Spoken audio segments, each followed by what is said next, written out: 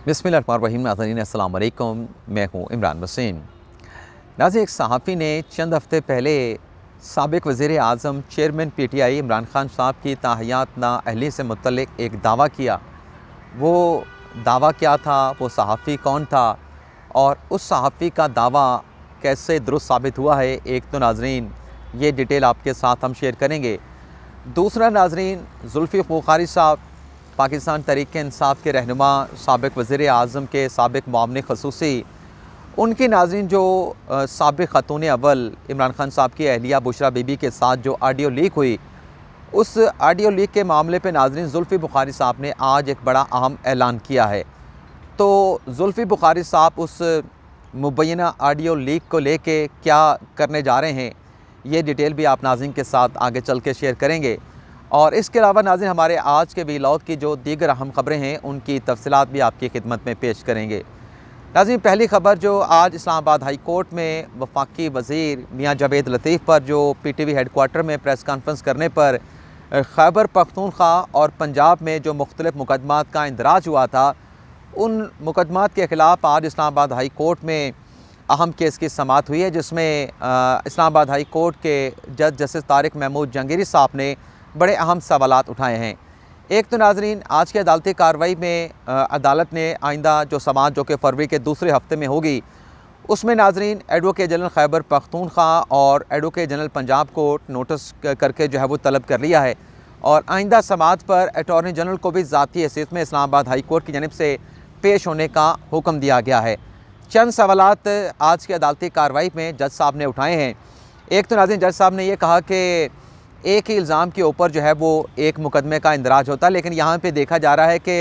एक इल्ज़ाम के ऊपर जो है वो मल्टीपल FIR का इंदराज होता है। तो ये एक एलिगेशन के ऊपर मल्टीपल FIR जो है वो कैसे दर्ज की जा रही हैं। सुप्रीम कोर्ट के फ़ैसले मौजूद हैं, कानून मौजूद है, तो ये मल्टीपल FIR दर्ज करने का जो है वो क्या लॉजिक बनती है। दूसरा उन्होंने नाज़रीन सवाल ये उठाया जज साहब ने कि सुप्रीम कोर्ट के फ़ैसले और कानून के मुताबिक जिस जगह पे वक़ूआ हुआ होता है, उसी जगह पर उसी शहर में जो है वो FIR का इंदराज होता है। तो जज साहब ने कहा कि जो प्रेस कॉन्फ्रेंस मियाँ जावेद लतीफ़ ने की वो इस्लामाबाद में हुई, लेकिन मुकदमात का इंदराज जो है वो दूसरे सूबे के दूसरे शहरों में किया जा रहा है, तो ये FIR जो है वो कैसे दर्ज की गई। और साथ में जज साहब का ये भी कहना था कि ये हाई कोर्ट जो है, सुप्रीम कोर्ट ने इस नोयत के मुकदमात में जो फ़ैसले दे रखे हैं, उन फ़ैसलों पर अमल दरामद की इस्लामाबाद हाई कोर्ट पाबंद है। और साथ में जज साहब ने यह भी सवाल उठाया कि अगर प्रेस इंफॉर्मेशन डिपार्टमेंट, जिसे PID भी कहते हैं, वहाँ पर अगर कोई मिनिस्टर जाके प्रेस कॉन्फ्रेंस करता है, उस प्रेस कॉन्फ्रेंस के ऊपर अगर दहशतगर्दी का मुकदमा दर्ज होना हो, तो क्या वो दहशतगर्दी का मुकदमा PID के जो MD हैं उनके ख़िलाफ़ भी दर्ज होगा। तो ये चंद सवालात जो हैं वो आज जज साहब ने उठाए हैं और आइंदा की तारीख़ जो है फरवरी के दूसरे हफ्ते में जो है वो होने जा रही है इस केस की। तो तीनों जो लॉ अफसरान हैं, खैबर पख्तूनख्वा के, पंजाब के और वफाक के जो अटॉर्नी जनरल हैं, उनसे इन सवालों पर जो है वो अदालत ने जो है वो आइंदा समाअत पर मुआवनत मांगी है। तो देखते हैं कि आइंदा समाअत पर इस केस में फ़र्दर क्या डेवलपमेंट होती है। लेकिन नाज़रीन, इसके अलावा जो इस्लामाबाद हाई कोर्ट में साबिक़ वज़ीर आज़म इमरान खान की जो बरियत हुई पार्लियामेंट PTV हमला केस में, जिस पर वफाकी हुकूमत ने इस्लामाबाद हाई कोर्ट में अपील दायर की थी, और आज इस्लामाबाद हाई कोर्ट का 2 रुकनी बेंच, जिसमें जस्टिस मोहसिन अख्तर कियानी और जस्टिस इसाक खान शामिल थे, इस केस की समाअत करने जा रहे थे। लेकिन आज की ये समाअत नाज़रीन मुलतवी कर दी गई है, क्योंकि जो कॉज लिस्ट थी उसको जो है वो मनसूख कर दिया गया और मुकदमा डीलिस्ट कर दिया गया। वजह क्या है, वो वजह नाज़रीन सामने ना आ सकी कि इस केस की समाअत को आज क्यों जो है वो मौखर किया गया है या डीलिस्ट किया गया है।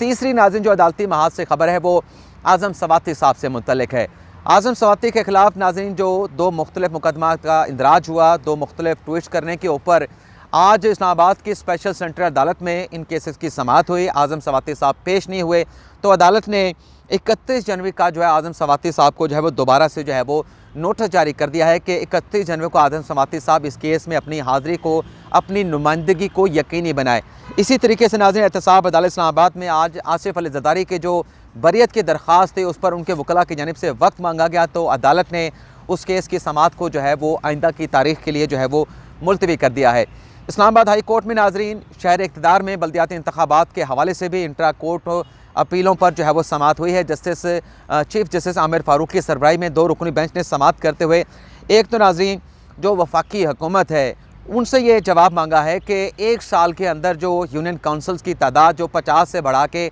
125 की गई है, इसके पीछे लॉजिक क्या है, इसकी रीज़न क्या है, वफाकी हुकूमत से इस नुक्ते के ऊपर जो है वो जवाब मांगा है। और साथ में नाज़रीन दौरान समाअत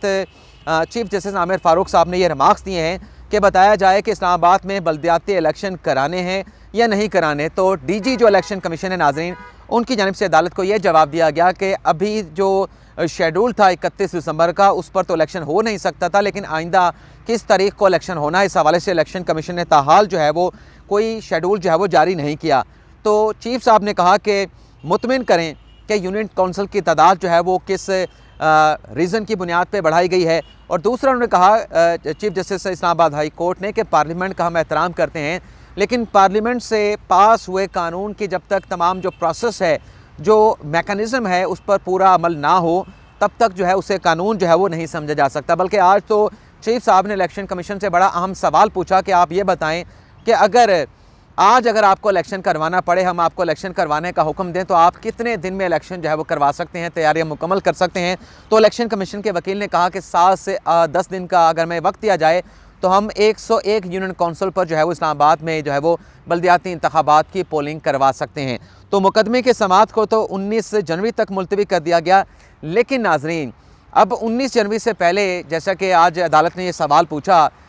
एडिशनल अटॉर्नी जनरल से कि जो कानून भेजा गया था सदर मुमलिकत को, क्या उस पर मुश्तरका इजलास पार्लियामेंट का होने जा रहा है। तो एडिशनल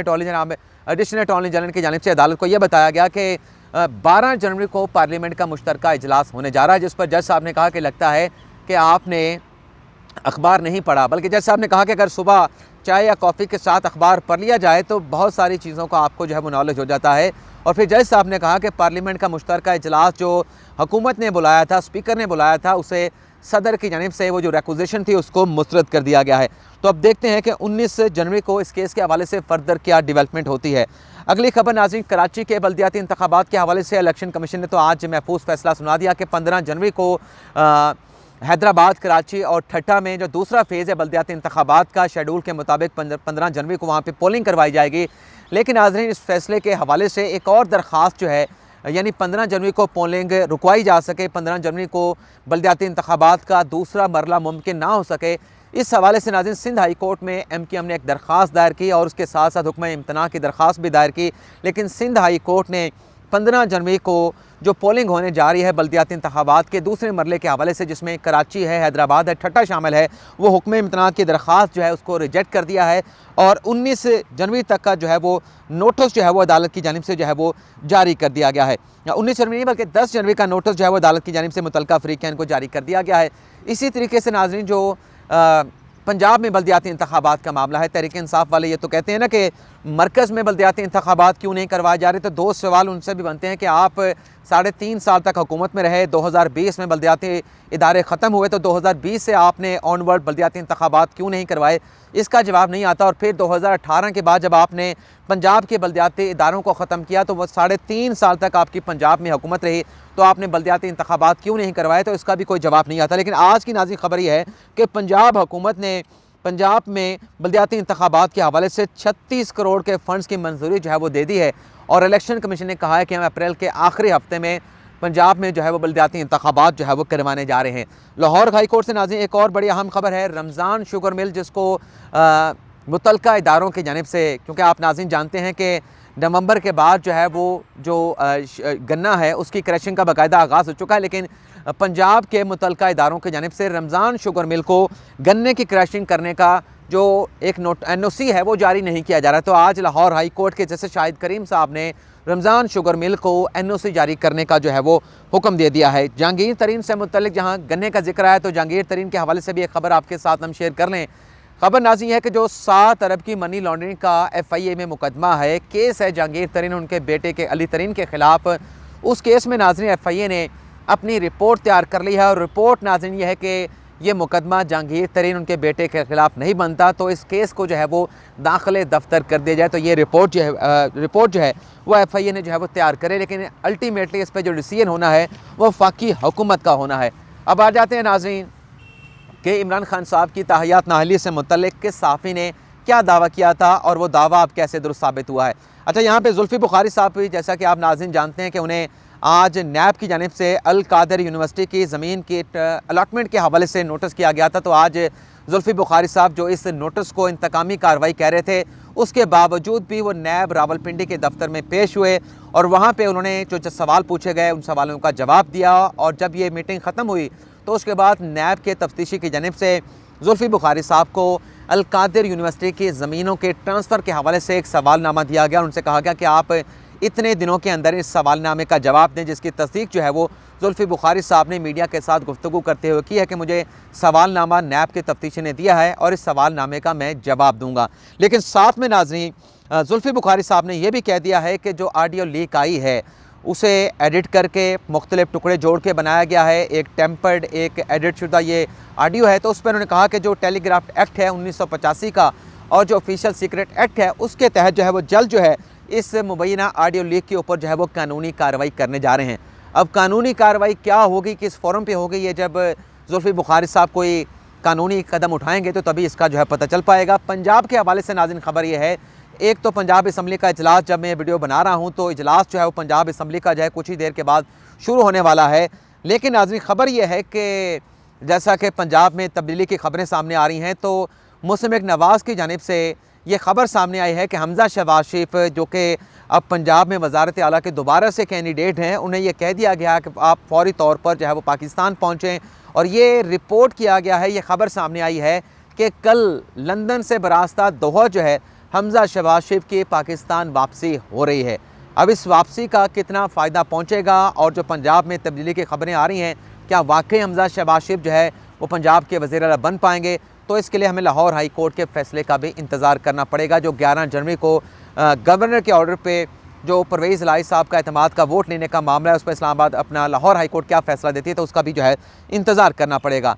खान साहब से मुतल्लिक जो सहाफ़ी ने दावा किया था, सहाफ़ी का नाम बताने से पहले नाज़रीन, इमरान खान साहब के ख़िलाफ़ जो मुख्तलिफ़ दरख्वास्तें मुख्तलिफ़ हाई कोर्ट्स में, ख़ास तौर पर जो लाहौर हाई कोर्ट में दायर की जा रही थी कि तोशा खाना के बाद इमरान खान साहब जो है वो पार्टी के जो चेयरमैनशिप है, जो पार्टी का सदर का ओहदा है, उसको चेयरमैनशिप का जो ओहदा है उसको नहीं रख सकते, क्योंकि उन्हें आर्टिकल 63(1) के तहत जो है वो डिस्क्वालीफाई किया गया। लेकिन इलेक्शन कमीशन जो है या इमरान खान साहब जो है वो पार्टी चेयरमैनशिप का ओहदा जो है वो नहीं छोड़ रहे। तो इस पर नाज़रीन जितनी भी दरख्वास्तें दायर हुई उसमें से आज एक दरख्वास्त के ऊपर जो है लाहौर हाई कोर्ट में समाअत हुई है और उस दरख्वास्त को लाहौर हाई कोर्ट ने गैर मौसर करार देते हुए निपटा दिया है। उस दरख्वास्त को जो है वो वापस कर दिया गया, यूँ कह लें कि उसको खारिज कर दिया गया है। इस केस की नाज़रीन जब समाअत हुई तो चीफ जस्टिस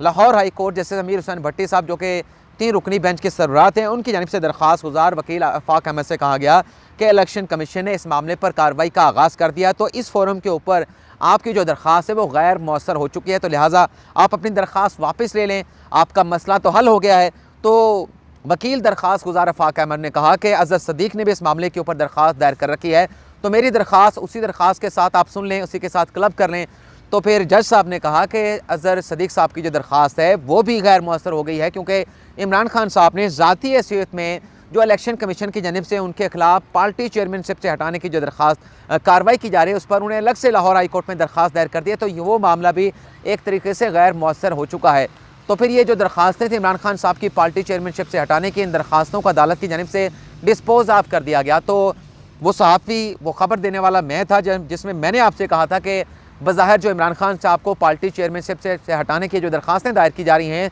ये काबिल समाअत नहीं है। और मेरा नाज़रीन मौक़िफ़ ये है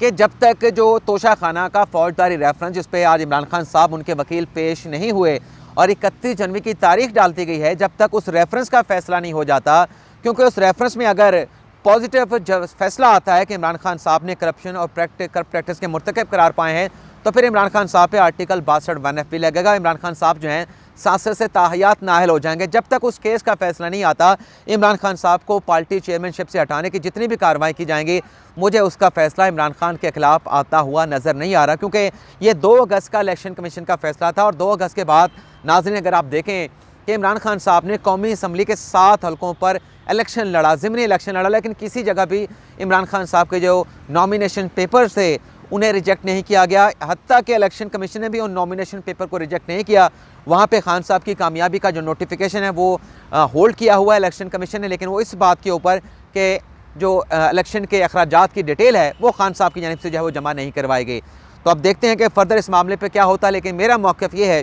कि ये इमरान खान साहब को पार्टी चेयरमैनशिप से हटाने का एक कमज़ोर मुकदमा है। अगर कोई और आर्टिकल का इतलाक़ होता आर्टिकल 63P के अलावा, तो खान साहब को हो सकता है कि जो पार्टी चेयरमैनशिप है उससे उन्हें महरूम होना पड़ सकता है। लेकिन फ़िलहाल इन केसेस में तो इतनी जान नज़र नहीं आ रही कि खान साहब पार्टी चेयरमैनशिप से जो है वो महरूम हो सकें। इजाज़त चाहते हैं। अल्लाह ताला हम सब का हामी नासिर अपनी दुआ में याद रखिएगा। अल्लाह हाफ़िज़।